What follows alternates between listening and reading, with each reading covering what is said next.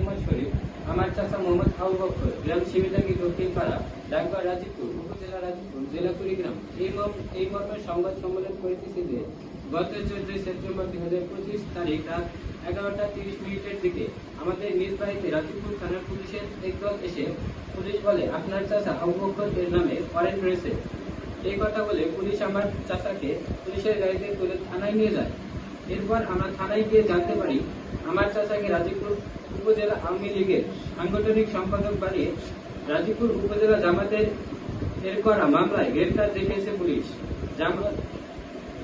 আমার চাচা একজন কৃষক। আমরা বা আমার চাচা কোনো রাজনৈতিক দলের সাথে জড়িত নই। কে বা কারা ষড়যন্ত্র করে পুলিশকে দিয়ে আমার চাচাকে গ্রেফতার করানো হয়েছে।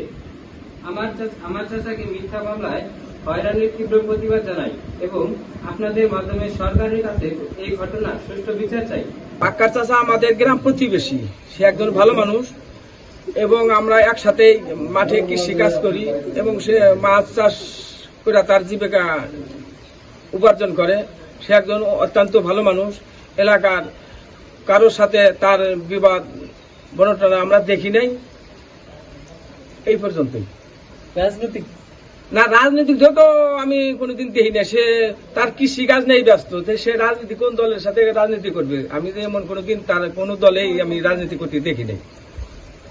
রাজনৈতিক দলের সাথে জড়িত ছিল কিনা? না, কোনো রাজনীতি যাই নাই এখন। লোক ভালো। আপনারা কেমন জানতেন লোকটাকে? আঙ্গুর সাথে সবসময় ঘুরছে, আমরা জানি না, আমরা বাড়ির কাছে। কি করতো নি?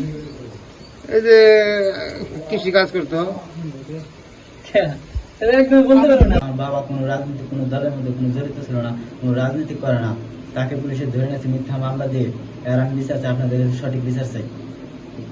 ওকে। আমার ভাই না যে সে না যে কোনো দল নীতি করে না, কোনো রাজনীতি জানে না, সে কৃষি কাজ করে খায় এবং বাচ্চা নিয়ে।